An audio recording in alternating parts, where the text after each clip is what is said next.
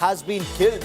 Israel says that the October 7 mastermind Yahya Sinwar is perhaps one of the 3 terrorists who were killed in this strike. And this apparently wasn't just an airstrike. These are air and ground operations, because pictures that are going absolutely viral in Israel show Israeli ground forces, their commandos, their special forces right next to a body that Israeli media says is of Yahya Sinwar. Israel claims Yahya Sinwar was killed in operations that have been ongoing in the Gaza Strip. Israel says Sinwar among 3 terrorists killed, and they're carrying out DNA tests just to confirm that this is indeed Yahya Sinwar who's been killed. The Israeli police and the IDF made a joint statement. They said they're only waiting for a DNA report. But there's been a statement, a very cryptic one from Yoav Gallant, the defense minister of Israel, on a social media platform. There have also been statements from several experts. The Israeli media says that a facial match is affirmative, a dental match is affirmative. Now they're only waiting for the DNA test to match for an official announcement to be made, which could be made anytime now.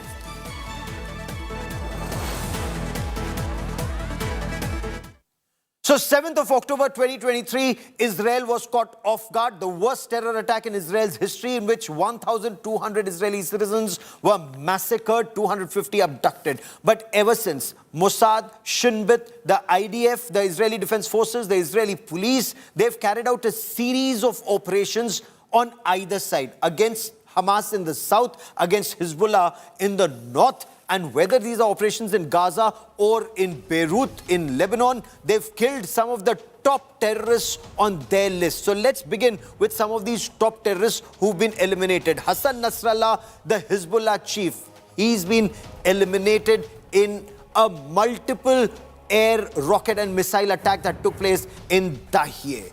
Hashim Saifuddin, now Nasrallah's successor, he too has been killed. Ismail Haniyeh. So let me now just switch across from Hezbollah to Hamas. Ismail Haniyeh was killed in Tehran, in Iran, the political chief of the Hamas terrorist organization, in a mysterious blast that Israel has never taken responsibility for. Mohammad Daif, and that's a very strong statement that was made by Benjamin Netanyahu, the Prime Minister of Israel, when Mohammad Daif was killed, Hamas military chief, where he said, a clear warning now goes out to Yahya Sinwar. There is no tunnel deep enough where he will not be ferreted out from and meet the same fate as Mohammad Daif. And Yahya Sinwar, the last surviving top commander of the Hamas terrorist organization, has also been neutralized. So we've got you some of these top commanders, but the list is extremely long. And on India Today,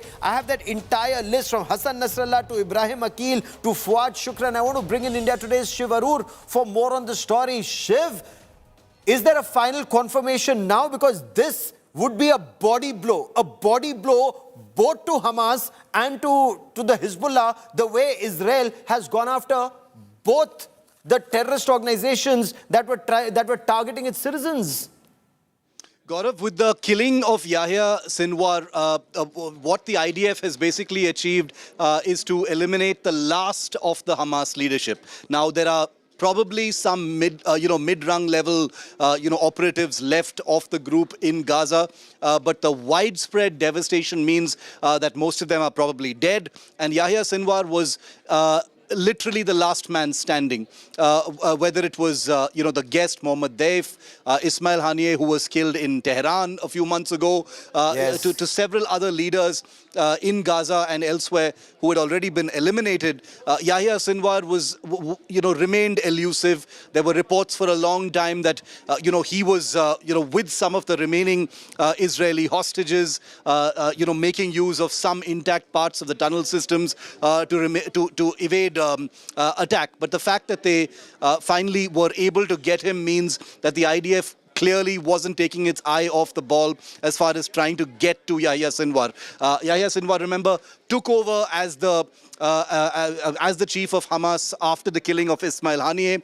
Yes. He's a person who has been very hands-on, unlike the vodka and caviar leadership like Ismail Haniyeh, who was living a VIP life abroad between Qatar and Iran. Ismail Haniyeh was actually a soldier. He was on the ground commanding the Hamas, a man who in many ways was part of the orchestration of the terrorist strike on October 7th last year on Israel. So he was in many ways an even higher value target than some of the others we've named as part of the Hamas leadership. And that's one of the reasons also, because he was based in Gaza. He was able to elude what we've seen over the last 1 year as overwhelming force shown by Israel in Gaza. We've seen nearly 50,000 people killed, many thousands of them children, a true humanitarian crisis that has emerged over there.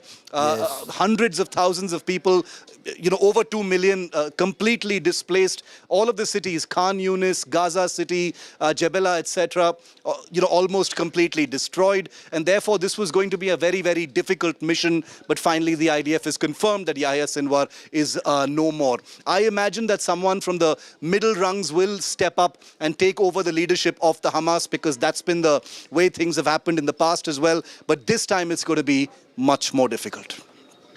Let me also quickly bring into this conversation Professor Brahma Chilani, one of India's most well-respected strategic affairs analysts, who joins me on this broadcast. Professor Chilani, what do you make of this information about this entire list of top leaders? They appear to be eliminated: Mohammad Daif, Ismail Haniyeh, Saleh Al-Aruri, and now Yahya Sinwar. Now, if it's finally confirmed with the DNA match, if it indeed is Yahya Sinwar who's been killed, what does it mean for Hamas as a terrorist organization in Gaza? Well, if confirmed, Yahya Sinwar's elimination would be a major blow for Hamas and a big success for Israel. The problem for Israel is this, that more than a year after it began this war against Hamas, the Israeli military acknowledges that Hamas resistance still continues, that Hamas is still able to recruit new fighters in Gaza. And the Israeli army chief says that fully eliminating Hamas is not a realistic military objective. So Israel's political leadership faces a dilemma, because the Prime Minister has vowed to wipe out Hamas, but the military says that goal is not feasible. Now, compared to Hamas, the Hezbollah is a more potent militia organization. So today, Israel is fighting on two different fronts, in southern Lebanon and also in Gaza. So eliminating Hamas commanders, eliminating Hezbollah commanders, all are major tactical successes. But what Israel needs is strategic success, long-term success, enduring success. And that is what has eluded Israel for so long. Its neighborhood has gone from bad to worse. And in a sense, what Israel is today facing, the threats it faces and the wars it's waging are not against state actors. These wars are against non-state actors that have grown very powerful because of support from Iran, and also because of grassroots support in Gaza and in southern Lebanon for these militia organizations. But is Israel's strategy in 2024 different from Israel's strategy in 2006 when it last went into southern Lebanon? For example, this time it began with those pager attacks, though not officially confirmed that it was Mossad, but the pager attacks, the walkie-talkie attacks, taking out the entire top leadership of the Hezbollah, from Hassan Nasrallah to Ibrahim Aqil to Fuad Shukr to Ali Karaki to Wasim Al-Tawil to Abu Hassan Samir to Talib Sami Abdullah to Muhammad Nasir Abdullah to Ibrahim Kaibasi. If you see, the top 12 leaders of Hezbollah have also been eliminated. The tactical level leadership is eliminated. Is Israel operating differently this time? Well, I think Israel has clearly two advantages. It's regionally the preeminent military power, and it has the advantage of technology and intelligence over all the Arab states in its neighborhood. So it's using those advantages in a way that are quite conspicuous. For example, in this particular fight, it has gone after the leadership of Hamas, and now after Hezbollah, and today's news about Yahya Sinkar's elimination is also indicative of the fact that Israel is now waging a strategy that focuses on eliminating command and control of these non-state actors. However, the issue that Israel faces is how to ensure that these militia organizations, after losing their top leadership, are not able to regroup with new leadership. For example, when Israel eliminated the Hamas political chief in Tehran, Iran, through an assassination, which was very cleverly planned, Hamas took only a few days to replace that slain political chief. So Hamas has its capacity and the resilience to continue the fight, and Hezbollah too is going to show that same resilience because it has external support.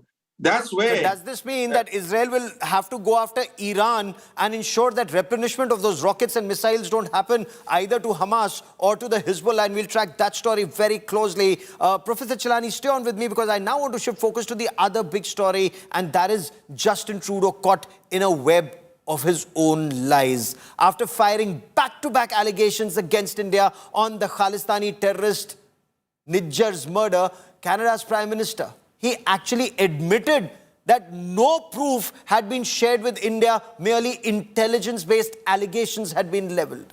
He murdered diplomatic ties with India only on the basis of intelligence inputs he got. In a sharply worded response, the Ministry of External Affairs in India slammed Justice Trudeau for spoiling the ties between the two nations and not sharing a shred of evidence, as the MEA spokesperson Randhir Jaiswal put it. Take a look. It's within your security agencies. You should be looking into how much they know. You should be engaging. It's, no, tell us what you know. Show us the evidence. And at that point, it was primarily intelligence, not hard evidentiary proof. Canadians from all... Massive embarrassment for Canada. Trudeau, who has time and again blamed India for Khalistani terrorist Nijjar's murder, has admitted that he never really had any proof. Last week at the G20.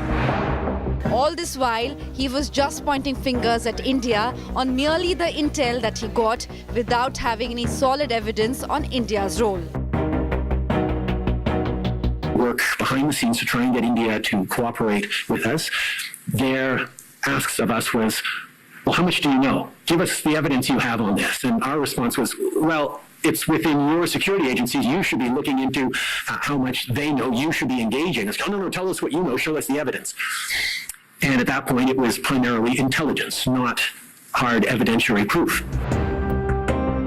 Trudeau, who has launched a full-scale tirade against India, found himself facing a massive loss of face after the big admission. In a sharply worded statement, a vindicated India called out Trudeau's falsehood. India said the Canadian Prime Minister has been misleading since the very beginning, thereby jeopardizing ties with India. We have a large Indian diaspora in Canada, which is the bridge through which we maintain very strong people-to-people links with Canada. We hope, this particular crisis has been precipitated by Trudeau government's baseless allegations. At the end of last week, I highlighted... Trudeau, however, continued targeting India, saying he could have made G20 summit very uncomfortable for Prime Minister Modi by speaking about the claims out in open, in front of the world leaders. As we approached the end of August and September, the big thing that was happening was India was itself hosting the leader of the summit of the advanced economies of the world, the G20. So it was a big moment for India, welcoming the world, all the leaders of the world to Delhi for a very important summit. And we had the opportunity of making it a very uncomfortable summit for India if we went public with these allegations ahead of time. We chose not to. Free and open and frank dialogue. Trudeau, who's accused of winning 2 polls with Chinese interference, is facing heat back home too, with growing calls for his removal from within his party. Trudeau's conservative rival Pierre Poilievre asked him to come clean on his China link. Trudeau's admissions, however, give credence to India's charge that he's deliberately smearing India for gains in upcoming Canada polls. Bureau Report, India Today. Professor Brahmachalani stays with me. Daniel Boardman is senior correspondent of the National Telegraph who joins us live from Canada. Daniel, what's the word in Canada after India very strongly called out Justin Trudeau, saying not a shred of evidence has been shared in the past 1 year? What's the buzz on ground? So first, I'd like to say it is incredibly refreshing to be on a television news network that refers to Hamas and Hezbollah as terrorist organizations instead of humanitarian outfits fighting for social justice. So I commend you on the previous segment. Now, in terms of what Canada is thinking, you have to remember there's like crazy time difference here. We're 10.5 hours behind. So I like to say, India, you are in the future technically, but you're actually kind of in the past. We are about 2.5 Trudeau scandals ahead of you right now. So the word in Canada, okay, Trudeau burned our relationship with India. That was Tuesday. We are now on Thursday. And the Thursday scandal is we're going back to the fact that there's 11 traitors that our security agencies have identified sitting in Parliament right now. That's the problem. And what Trudeau tried to do a lot on India, there was a lot of things, but one of the things he obviously tried to do politically was a rally to the flag moment. And you had a bit of that. The Conservative Party has to back him. When the RCMP comes out with these allegations, like all parties who sit in government have to come and rally to the flag. In a sense. Now, Justin Trudeau's inability to maintain a united patriotic front for more than 15 seconds came to the forefront because then he immediately used the foreign interference hearing, which is trying to figure out what the extent of infiltration into his government is, tried to use that as a means to slap Pierre Poilievre and accuse him of being involved in foreign interference, even though he's not in power. And then this blew up in his face. So that's where the country of Canada is right now. Canadians are talking about this and the internal party revolt. The scandal with India is sort of like we're one scandal ahead. Yahya Sinwar has just died. So has it boomeranged on him? Has it boomeranged? Has attacking India boomeranged on Justin Trudeau, especially given India's extremely strong response and expelling 6 Canadian diplomats and recalling all of us, 6 of us? Yes, it has, but his support is already at minimum, right? It even before the scandal, it was left to just like the cult of personality hardcore. Again, the Liberal Party is like the default party of Canada. We have a first past the post system. All things equal, if there were just blocks of wood running for each party, the Liberals would win every time. They're currently projected to be 4th place. 4th. So Justin Trudeau and the Liberal Party, the NDP too, are political corpses walking. Okay? So can you Schrodinger's Trudeau, like can it get worse for him? Like, yeah, it boomeranged in his face, and everyone who hates Trudeau kind of took the Indian side in this and is on Twitter making fun of him, and this is just another reason to hate him. If you're in the cult of personality, you only watch like the media that is hyper Trudeau friendly. The Indian narrative has not penetrated that, so they're still soon enough facts have a way of reaching the darkest corner in Canada. But Daniel, stay with me for a moment. I want to bring in Professor Brahmachalani for a moment because Professor Chelani, I want to understand the world knows the truth. Why would countries like the United States, United Kingdom, New Zealand and Australia, to an extent, but not as much, why would they stand with Trudeau when they know Canada is very, very weak on facts, is on a sticky wicket? As far as Trudeau is concerned, he's on his last legs politically. He's facing a revolt within his Liberal Party to resign. But even if he resigns and there is new leadership in Canada, the problem for India will remain because almost 4 decades after the twin Air India flight bombings by Canadian Sikh terrorists, India faces the challenge of Canada, the US and Britain. These 3 countries are sheltering and shielding Khalistan militants who are openly glorifying terrorism against India. So this problem that India confronts is a problem that requires proactive diplomacy. It requires putting in the public domain India's concerns, spotlighting the fact that the Air India twin bombings of 1985 Yes. remain a concern for India because the very developments that preceded those Air India twin bombings, similar developments are unfolding today in Canada, in the US, and Britain, causing That's a deep very important disquiet point to you India. made. For example, India has not even spoken about those two bombings of Air India flights. India should be talking about those Air India bombings because they killed 331 people. As far as one bombing was concerned, it misfired, killing 2 baggage handlers in Tokyo airport. Japan, But the other yes. bombing killed all 329 people on board. And we should be spotlighting this record of Canada. Canada And it was the same responsible for Justin those Air Trudeau's India bombings. father, They did not Pierre all Trudeau, bombings. at the helm of affairs that time. And unfortunately, Canada did nothing. You're absolutely right. And Daniel, in India today, we continue to highlight these stories. But I want to understand from you, Khalistanis appear to be fighting Khalistanis in Canada. They appear to be creating law and order problems within Canada, and yet no crackdown. Isn't it unsafe for Canadians with these Khalistani terrorists and criminals operating freely in your country?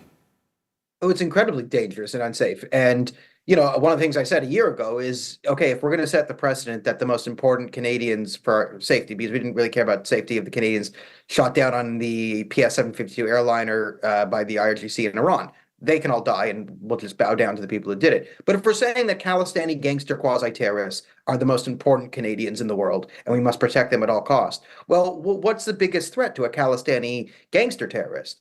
Another Khalistani gangster terrorist. So all roads lead back to we should probably do something about the Khalistani gangster terrorist problem. And this is sort of the social breakdown you've seen of Canada, and it's really exacerbated over the last year post-October 7th. But we live in a country where, yes, we claim to have law and order, but it's very clearly a two-tiered justice system, or a multi-tiered, maybe you want to say it. Let's be honest. You can threaten to kill, as long as you are not speaking English, you can threaten to kill whoever you want in this country because we're too lazy to click the translate button. So if you're doing it in Punjabi, in Hindi, in Arabic, and whatever, you can threaten to kill whoever you want. If you want to threaten to kill someone in English, you can threaten to kill Hindus, Jews, Christians. What a You could probably pick whites and men, but yes, you can. Churches are being burned. We're a Christian country, and over 100 churches have been vandalized or burned down.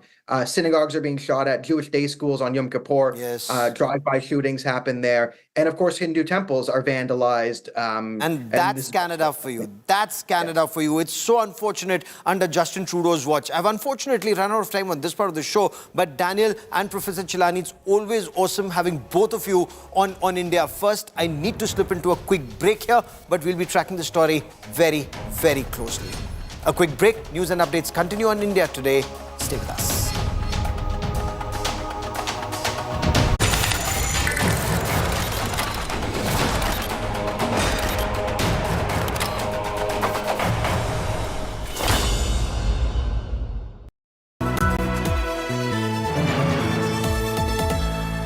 Motorola Razr 50 Ultra comes with Google Gemini. Motorola Razr 50 Ultra comes with Google Gemini. Hi, I am AI anchor Sana, bringing the top headlines for you, presented by Motorola. Bahraich violence accused Mohammad Sarfaraz and Mohammad Talib were shot during an encounter with UP police while attempting to flee to Nepal. Arrest warrant issued in Bangladesh against former Prime Minister Sheikh Hasina. Indian Railways advance booking system will undergo a significant change, reducing the advance reservation period for trains to 60 days starting 1st November. Results day humiliation for our rivals. India Today smashes viewership charts. Unfake, unfuzzy, unfixed viewership. Zero landing equals viewership domination. Others bark, our viewership has bite. India's true #1 channel.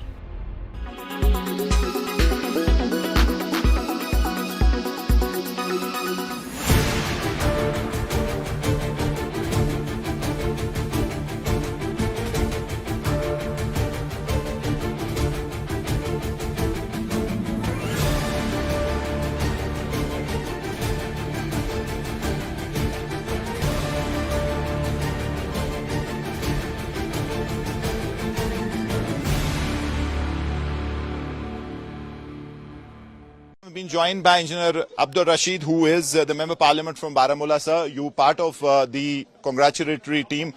What wishes do you have for this new government? My all the best wishes for Umar Sahab, and let us hope that he will fulfill his agenda. He will try everything to fulfill his agenda, and let me also hope that Modi government will provide full support to Umar Sahab, because the issues of Jammu and Kashmir are much bigger than our personal interests, than our ego, than our political agendas. So let us hope that Modi government will fully support Umar Sahab. Though I have too many grudges with Umar Sahab for the reason I had requested him that he should have waited for a few days and asked the government to restore the statehood first. Anyway, whatsoever good he will do, I will stand with him, and wherever I will feel that he is not coming true to the expectations of the people, I will resist. Sir, pre-poll, post-poll, have goalposts changed? Umar Abdullah is climbing down. Obviously now the mission is statehood. Previously it was 370. How do you see that? Sir, there is nothing new in it. The goalposts have been keeping on changing since 1953. And every time, unfortunately, it happened to be NC which would surrender. It was late Sheikh Saab who went to jail as Prime Minister and then took oath as a very weak Chief Minister. And now Umar Saab has got the honor of becoming the first Chief Minister of the UT. So I am sorry to say, that's why I had requested Umar Saab that let him wait for a few days, let him put all his efforts and persuade central government to restore statehood at least. But I don't know what compulsions he had.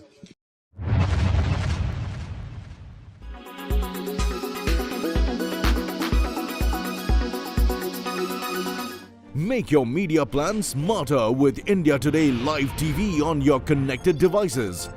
Amplify your brand with 100 million smart internet viewers. To advertise, mail us at sales@aajtak.com.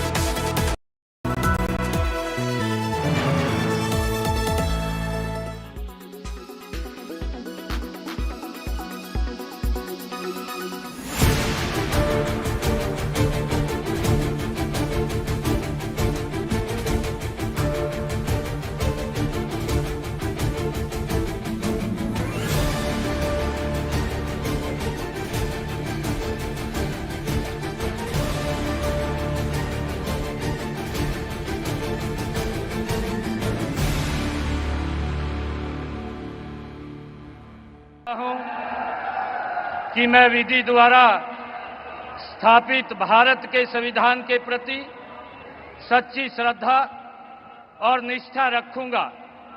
मैं भारत की प्रभुता और अखंडता अक्षुण्ण रखूंगा। मैं हरियाणा राज्य के मुख्यमंत्री के रूप में अपने कर्तव्यों का श्रद्धापूर्वक और शुद्ध अंतःकरण से निर्वहन करूंगा तथा भय या पक्षपात, अनुराग या द्वेष के बिना मैं सब प्रकार के लोगों के प्रति संविधान के और विधि के अनुसार न्याय करूंगा। कि मैं विधि द्वारा स्थापित भारत के संविधान के प्रति सच्ची श्रद्धा और निष्ठा रखूंगा। मैं भारत की प्रभुता और अखंडता अक्षुण्ण रखूंगा।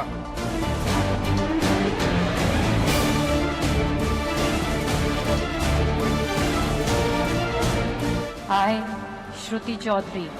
मैं भारत की प्रभुता और अखंडता अक्षुण्ण रखूंगी।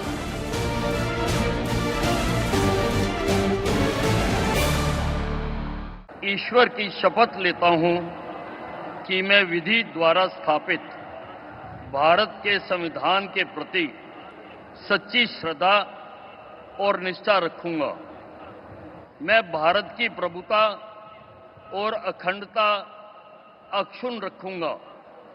मैं हरियाणा राज्य के मंत्री के रूप में अपने कर्तव्यों का श्रद्धापूर्वक और शुद्ध अंतःकरण से निर्वहन करूंगा तथा भय या पक्षपात, अनुराग या द्वेष के बिना मैं सब प्रकार के लोगों के प्रति संविधान के और विधि के अनुसार न्याय करूंगा।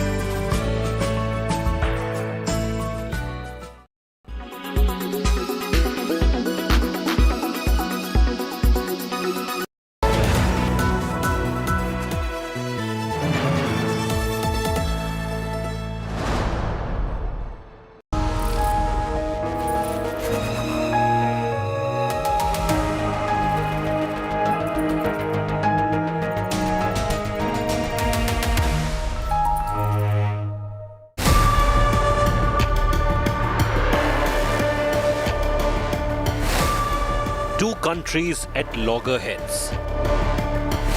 A celebrity superstar caged in security overdose. A three-time legislator and a former minister of Maharashtra murdered in cold blood. There is only one connection in all these. A jailed convict.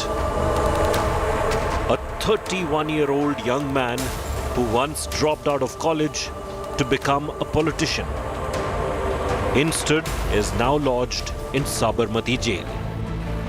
He runs his international network of gangsters and sharpshooters from jail. Lawrence Bishnoi's brother Anmol runs the operation from Canada. India and Canada ties deteriorated to historic lows this week after the Canadian police's allegation. But what we've seen is from an RCMP perspective, is the use of organized crime elements. And I will say and it's been publicly attributed and claimed by one organized crime group in particular, which is the Bishnoi group. So that's what we're seeing here in Canada. And we believe that that group is connected to agents of the government of India. He is the rising gangster who got the Indian security apparatus running from one corner to another and the country on its back foot in the international arena. Lawrence Bishnoi is a new dawn. Sukha, alias Sukhbir Balbir Singh, is a Lawrence Bishnoi gang shooter. Navi Mumbai police arrested him from Haryana's Panipat in connection with the firing incident outside Bollywood actor Salman Khan's Bandra residence. Next day, he was produced in court. Police claim Sukha had allegedly given a contract to Lawrence Bishnoi gang members to kill Salman Khan. He was in touch with his alleged handler, Pakistan-based Dogar. Sukha, along with the Lawrence Bishnoi gang members, had planned to use weapons from Pakistan, such as AK-47s, M16s and AK-92s to execute the alleged plot to kill Salman Khan. The police also plans to interrogate Sukha in connection with the case of murder of NCP leader and former Maharashtra minister Baba Siddiqui on Sunday. Baba Siddiqui was known for his friendship with Salman and Shah Rukh and a host of Bollywood A-listers. Following his murder, security at superstar Salman Khan's home in Mumbai's Galaxy apartment in Bandra has been beefed up, with a no-visitor diktat issued by Khans. In April 2024, the Lawrence Bishnoi gang claimed responsibility for firing outside Salman's residence.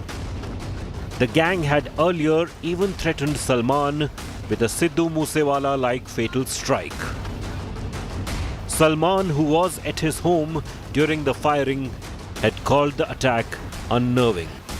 He said his family is troubled.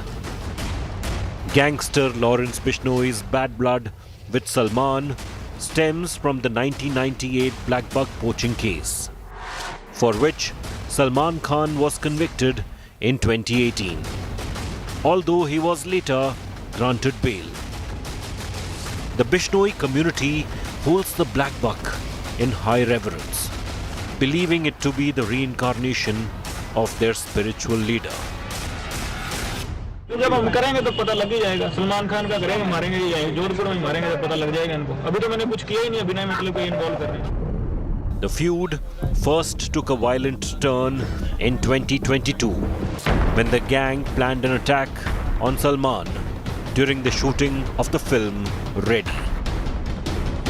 That same year, Salman received multiple threat letters, one ominously stating that death doesn't require a visa. Some members of the Bishnoi community have expressed a willingness to consider forgiveness.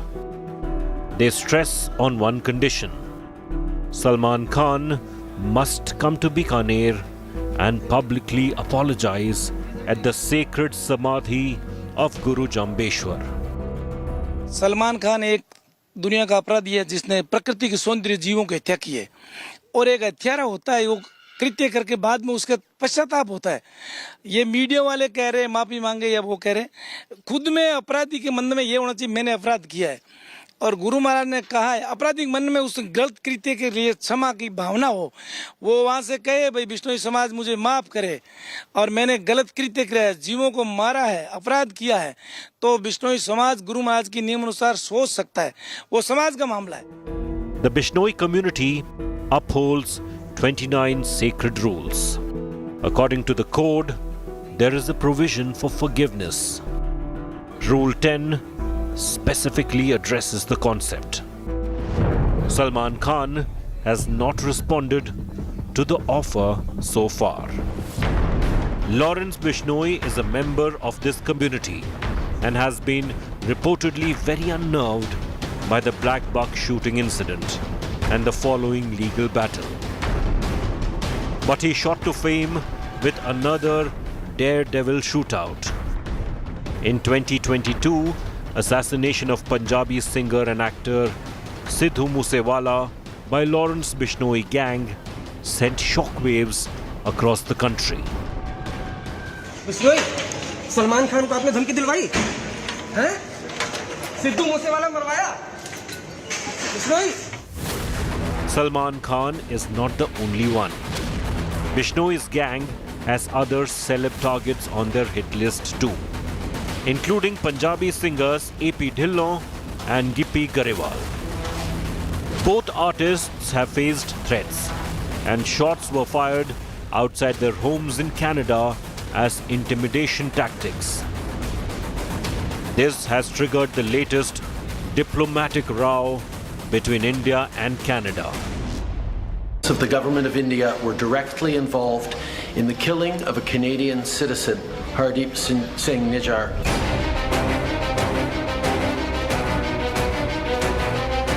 The long-standing standoff escalated after Canadian Prime Minister Justin Trudeau accused Indian government agents of hand in the murder of Hardeep Singh Nijjar, a Khalistani separatist who was a Canadian citizen. Canadian Prime Minister Justin Trudeau claimed that their investigation had concluded that 6 Indian diplomats are persons of interest in criminal activities. Canada is a country rooted in the rule of law, and the protection of our citizens is paramount. That's why when our law enforcement and intelligence officials began pursuing credible allegations that agents of the government of India were directly involved in the killing of a Canadian citizen, Hardeep Singh Nijjar, on Canadian soil, we responded. 2 days later, he backtracked. Well, how much do you know? Give us the evidence you have on this. And our response was, well, it's within your security agencies. You should be looking into how much they know. You should be engaging. It's, oh, no, tell us what you know. Show us the evidence. And at that point, it was primarily intelligence, not hard evidentiary proof. So we said, well, let's work together and look into your security services and maybe we can get that done. No. Earlier, the Canadian Prime Minister claimed that the Royal Canadian Mounted Police has clear and compelling evidence that agents of Indian government are involved in activities threatening public safety, including clandestine operations and coercion targeting South Asian Canadians. The Trudeau government alleged that Indian agents were working with Lawrence Bishnoi gang to target pro-Khalistan elements on Canadian soil. The use of organized crime elements, and I will say and it's been publicly attributed and claimed by one organized crime group in particular, which is the Bishnoi group. So that's what we're seeing here in Canada. and we believe that that group is connected to agents of the government of India. Canada claimed that their officials had made multiple attempts to collaborate with Indian authorities, but these efforts were rejected by India. So today was a really important step. When you look at what is available in our toolbox, expulsing diplomats is one of the highest the highest and the toughest measure that a country can take under the Vienna Convention. For the rest, we'll continue to push India to make sure that they cooperate. We'll continue to engage with our Five Eyes partner. India retaliated by downgrading diplomatic ties with Canada and recalling top diplomats. New Delhi also expelled 6 Canadian diplomats from the country. All of them have been asked to leave India by October 19th. Canada received support from the Five Eyes, an intelligence coalition of Caucasian nations. We have made clear that the allegations are extremely serious, and they need to be taken seriously, and we wanted to see the government of India cooperate with Canada in its investigation. Obviously, they have not chosen that path.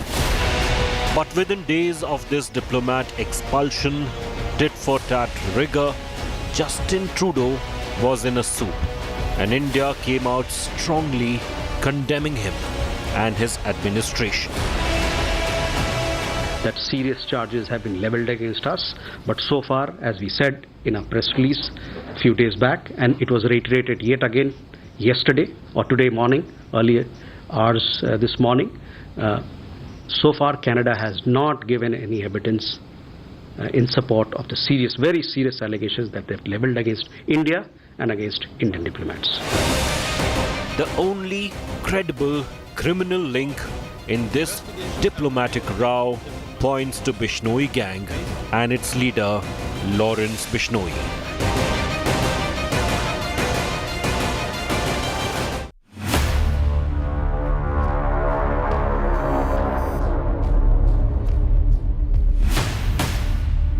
Exclusive images of the Bishnoi gang being paraded by Delhi Police Special Cell in 2021. After taking them into remand under Anti-Organized Crime Act, Mukuka. Bishnoi is seen in black t-shirt, green shoes and cropped hair. Rajasthan gangster Sampat Nehra, who once did recce of actor Salman Khan's house, can also be seen in the exclusive images. The other gangsters in these images are Punjab gangster Jaggu Bhagwanpuria and Haryana's Kali Rajput and Raju Basodi. 31-year-old Lawrence Bishnoi, the son of a former cop, met Goldie Brar in 2009 during his stint at Punjab University. He was studying law when he started dabbing in student politics. He allegedly ventured into the criminal world by locking horns with rival student groups. Bishnoi served as the president of the college's student body.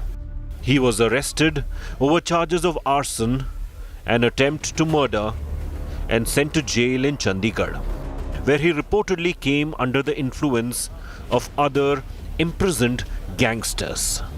Lawrence Bishnoi has been shuffling between prisons for more than a decade now, but has still extended his crime syndicate to the national capital and neighboring states. His gang has fought turf wars with rival gangs in Uttar Pradesh, Rajasthan and Punjab, with deep connections of networks spread across the globe in Canada and the US. When Goldie Brar fled to Canada, Bishnoi kept running the crime empire from Tihar jail with impunity. Anybody who owed allegiance to rival gangs or stood against the Bishnoi gang was eliminated, like pop star Sidhu Moosewala. The Bishnoi gang allegedly wanted to avenge the murder of Akali leader Vicky Middu Kheda in August 2021. Since Shaganpreet Singh, the manager of Moosewala, was named as the key plotter in the murder case, Moosewala came on Bishnoi gang's radar. Moosewala was also close to slain gangster Vicky Gounder, a bitter rival of the Bishnoi gang. While Shaganpreet fled to Australia, Moosewala could not escape the Bishnoi gang's wrath. In September last year, less than a day after Indian agencies named a separatist, Sukhdev Singh, on its wanted list, he was killed in a shootout in Canada's Winnipeg City. Soon, Bishnoi's gang claimed responsibility, calling him a drug addict and saying he was punished for his sins. As India-Canada ties took a nosedive, Lawrence Bishnoi gang owned up to the murder of NCP leader Baba Siddiqui. Lawrence Bishnoi is lodged in the Sabarmati Central Prison. He was transferred there last year from Delhi's Tihar jail. And this footage is proof that he enjoys all possible perks in jail too. This 19-second video came to light a few months ago, where Bishnoi is seen speaking to a Pakistan-based gangster. So he clearly has access to a phone. Lawrence Bishnoi फिलहाल गुजरात की Sabarmati jail में बंद है। जांच एजेंसियों के मुताबिक बाबा सिद्दीकी की मर्डर से पहले नवरात्र में लॉरेंस बिश्नोई 9 दिन फास्ट पर था। सूत्रों के मुताबिक लॉरेंस बिश्नोई जब फास्ट पर होता है, उसका गैंग कोई बड़ी वारदात को अंजाम देता है। With Lawrence Bishnoi still calling the shots, agencies are on high alert. And here's the gangsters' hit list that India today has accessed. Number 1 on the list is superstar Salman Khan. And that's why security at his residence has also been beefed up. Number 2 is Sidhu Moosewala's ex-manager Shaganpreet for helping a rival gang. Third on the list is Mandeep Dhaliwal, who owns Thug Life Company, again for harboring rival gang members. The fourth and the fifth targets are members of the rival gang that shot Bishnoi gang member Vicky Middu Kheda. Lawrence Bishnoi, though jailed, has the country's top agencies and government dancing to his tunes, just as a Don does.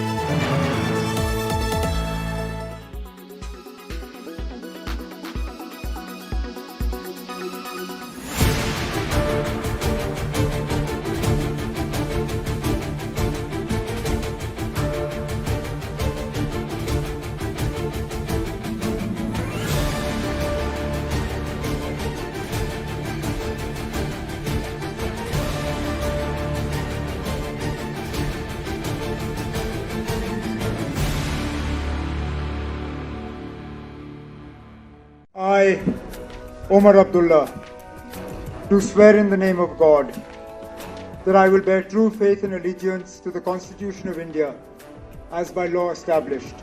Omar Abdullah takes oath as the first Chief Minister of Naya Jammu and Kashmir, marking his return to power after nearly 16 years. This will be the National Conference leader's second tenure as Chief Minister, but the first since the abrogation of Article 370 and the removal of J&K's statehood. Lieutenant Governor Manoj Sinha administered the oath of office and secrecy to Omar and his ministers. 5 ministers took oath alongside Omar, 4 from the National Conference and 1 independent. And that I will do right to all manner of people. Ahead of the ceremony, Omar reiterated his government's commitment to restoring Jammu and Kashmir statehood. Surinder Chaudhary, a prominent National Conference leader from the Jammu region, is the new Deputy CM. National Conference chief and father of the newly elected Chief Minister, Farooq Abdullah, expressed optimism that New Delhi would assist in the smooth functioning of the new government. India Alliance leaders Rahul Gandhi, Priyanka Gandhi Vadra, Akhilesh Yadav, Supriya Sule and others attended the swearing-in ceremony. The Congress hasn't joined the new government and has given Omar Abdullah outside support. Congress MLAs opted to skip the oath. This has sparked speculation of a rift between the National Conference and the Congress. Sources tell India Today the Congress's demand for 2 cabinet berths was rejected by the National Conference, which only offered 1.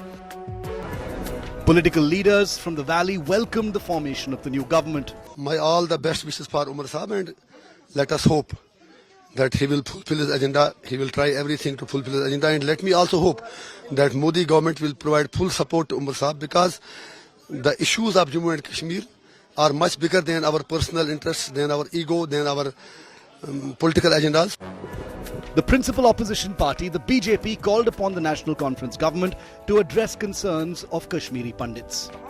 Jammu के साथ national conference की सरकारों में और कांग्रेस की सरकारों में बहुत भेदभाव हुआ है।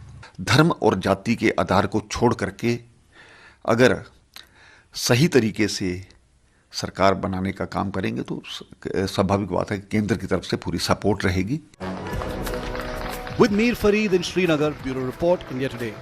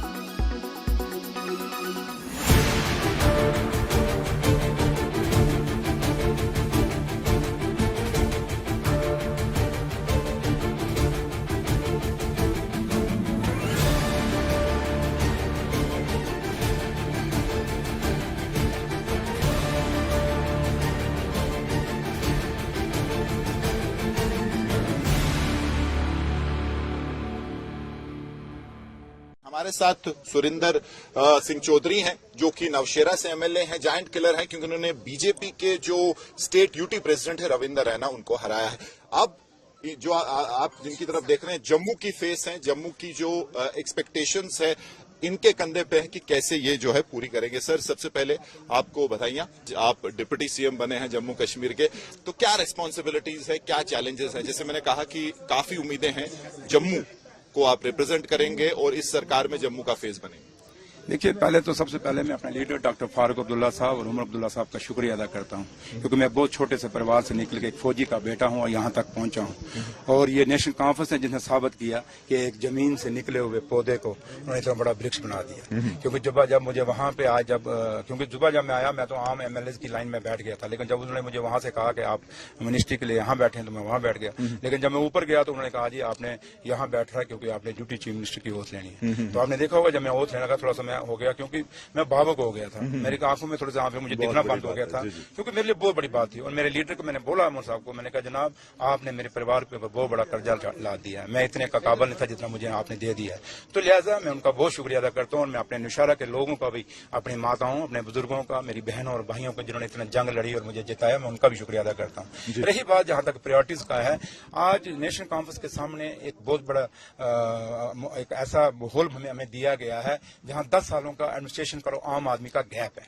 पहले तो हमें सबसे पहले वो जो आम आदमी और एडमिनिस्ट्रेशन के बीच में जो गैप है उसको फुलफिल करना है, तो वो गैप कम करना है। और उसके साथ साथ आज बेरोजगार बच्चों के रोजगार का मसले हैं, यहाँ बिजली, पानी, स्कूल, सड़कें, हॉस्पिटलों के मसले। आपने अंदर ही देख लिया होगा, मैंने बिजली चली गई, तो इस फंक्शन में भी अगर बिजली चली गई तो मैंने उमर साहब को कहा, मैंने कहा जनाब यहाँ भी बिजली जाती है, तो अगर यहाँ भी हॉल के अंदर बिजली गई तो मुझे बताएं जो आम इंसान में दूर दराज के पहाड़ों में क्या होता होगा। यहीं से एक मिसाल है जो कहते हैं हमने बड़ा काम किया है।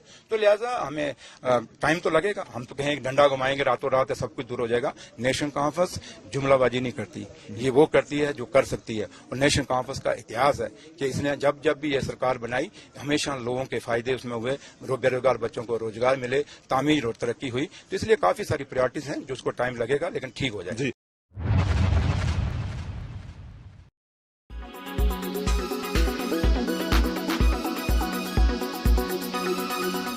Make your media plan smarter with India Today Live TV on your connected devices. Amplify your brand with 100 million smart internet viewers. To advertise, mail us at sales@aajtak.com.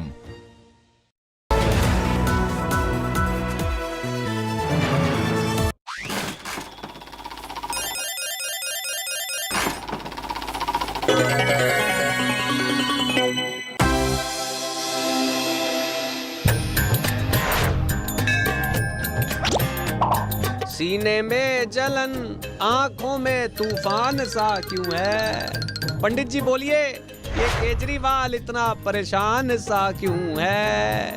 क्या मिलेगी दोबारा गद्दी या रह जाऊंगा मैं फिसड्डी? सुनो बच्चा जरा ध्यान से, समस्याएं हैं बहुत सारी, ग्रहों की दशा भी है भारी, करनी होगी बहुत मेहनत वरना कोई और खेल जाएगा अतिशी पारी। पानी उबालो, नमक डालो, डालो मिर्च काली, करो जम के गरारे तभी आएगी खुशहाली। क्या इस उपाय से मुझे कुर्सी मिल जाएगी? वो तो जनता के वोट से तय हो पाएगी, लेकिन फिलहाल इससे खांसी दूर हो जाएगी।